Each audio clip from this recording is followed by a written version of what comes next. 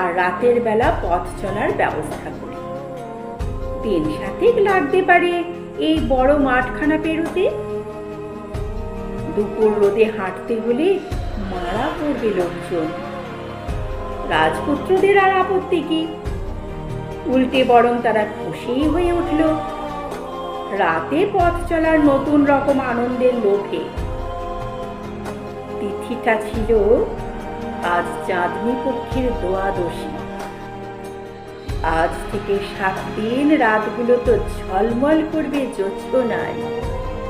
কে না জানে, অতি সাধারণ দৃশ্য চাঁদের আলোতে আশ্চর্য সুন্দর দেখায়। এইভাবে 3টি দিন কেটেছে। আজ পূর্ণিমা। কুণাল মৃণাল আশা করে বসে আছে আজকের অভিযান আরো আনন্দের